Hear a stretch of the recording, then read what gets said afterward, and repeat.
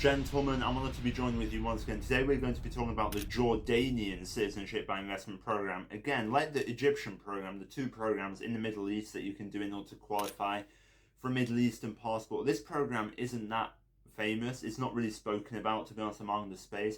And when we look at the details, we can kind of understand why, but it's still worth breaking it down to find out whether it's a good option for your personal passport portfolio. So the Jordan program is one that is quite unique because among the Middle Eastern countries, naturally Egypt is an exception for this one, but citizenship by investment is not really prevalent in the Middle East. So it's only Egypt and Jordan here. Now, yes, if you have an ultra high net worth, there's an argument to be made that you could also qualify for Emirati citizenship.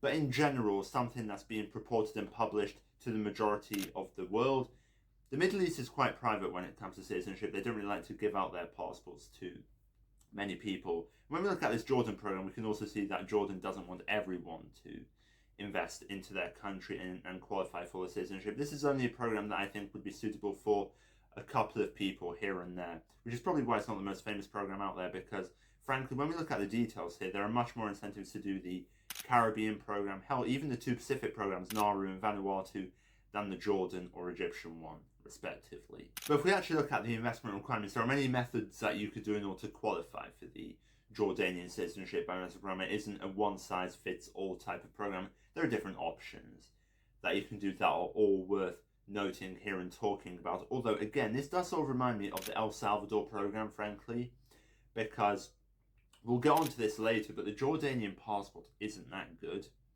And the amount that they're asking for, in my eyes, is quite a lot. So the first method that you can do is to place a deposit into a bank or treasury bonds, which would be a zero interest deposit of, in American dollars, 1 million American dollars at the Central Bank of Jordan for a minimum period of 3 years. So you have to hold 1 million in American dollars into a Jordanian bank and hold it in there for 3 years. So you can't just put it in there, get the passport, and then take it out. So that's one strategy that you can do. That's quite common, to be honest. Turkey has a similar strategy to that. So that's quite common among the citizenship by investment countries. But that one is worth knowing that it's going to cost you 1 million American to get the Jordanian passport. And it doesn't just end there, because the other one is to purchase treasury bonds valued at 1 million American US dollars at an interest rate to be decided upon by the Central Bank of Jordan, held for a minimum period of 6 years. So that's double than last time. So frankly, 1 million American, 3 to 6 years holding it in a bank or investing into treasury bonds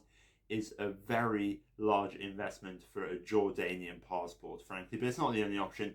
If you heard that option and think that's an absolute stinker like me, don't worry, there are a couple other ones as well.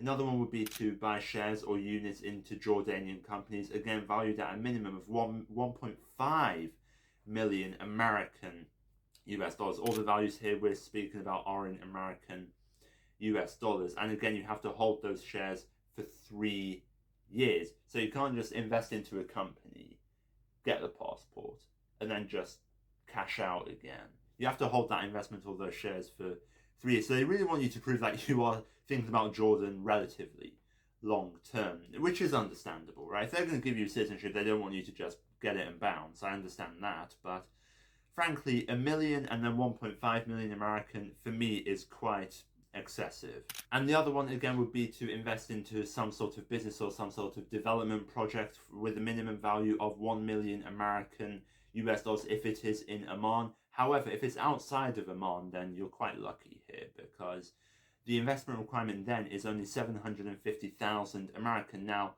that's not that much when we compare citizenship by investment programs around the world, but frankly, we'll get on this later, but what the passport actually offers, 750,000 in American dollars is still, for me, quite excessive. I don't think that's really the best value, to be honest, when we look at what the country and what the passport offers. There are much cheaper options with much more access around the world. Because when we look at the visa requirements map, we can see that the Jordanian passport is really quite weak. And they actually brag about this on any website that advertises it, that you can travel to Turkey. Well, chances are, if you're watching this video and you come from a Western country, you can do that anyway. Or if you really want to go to Turkey, you might, if I was desperate to have access to Turkey, why would I do the Jordan program if I can afford the Turkey program and then have permanent access to Turkey?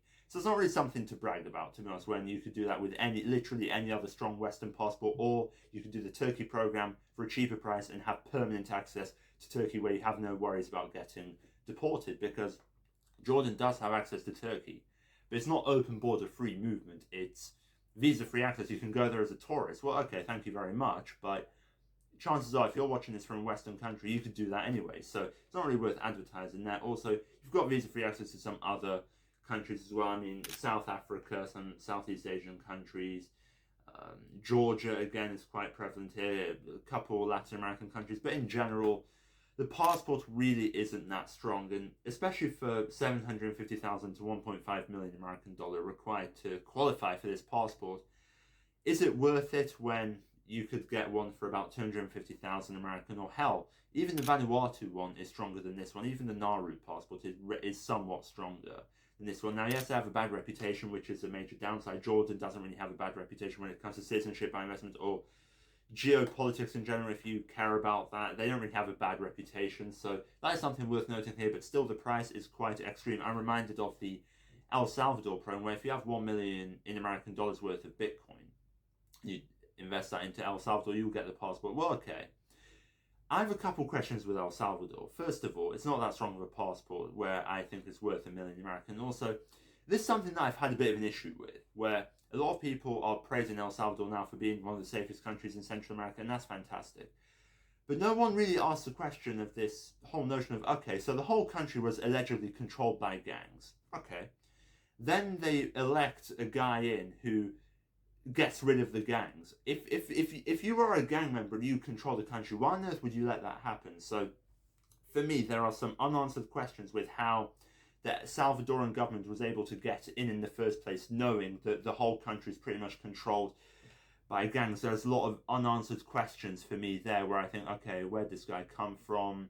You know, how were you able to do that in a country that was allegedly controlled by gangs? There are many questions that are worth asking here. Now, yes, certainly it's very good that it has become safe. Certainly it's very good that those criminals have been locked up. But not everything in my eyes is as black and white. And certainly what either side of the media reports isn't always true. And there's always more details to look at. And I bring that up here because El Salvador is a pretty good program to compare to this one. Actually, frankly, Egypt isn't that good. Egypt is a smaller price range, whereas Jordan is asking for an equivalent to that of what El Salvador is asking for, with weak visa-free access around the world. Frankly, when we look at this, unless you are really desperate to live in Jordan, unless you love Jordan, if I was in love with the country of Jordan, I'd probably do this program. But in general, I definitely look elsewhere, because for me, this is not even a Plan B passport. This is a Plan E at the most passport, and then it might even be a Plan F or a Plan J passport for Jordan. But it's really not one that, if I only had one passport, I would get next. I'd probably get a stronger one than this one later down the line if I was really desperate to diversify, because the only major thing that you're going to gain here is permanent access to the country of Jordan. Now, that's great. Yes, of course, if you have access to any new country, that's always fantastic. But globally, around the world, it's not really going to give you that many benefits. Let me know what you think about the Jordan Citizenship by Investment Program. Do you agree with the views that I said in this video? Would you do this program personally in the future? Let me know down in the comments below. And if you enjoyed this video, be sure to hit that like button, be sure to subscribe to the channel. Hopefully see you in the next one. But until then, eternal victory to the free people.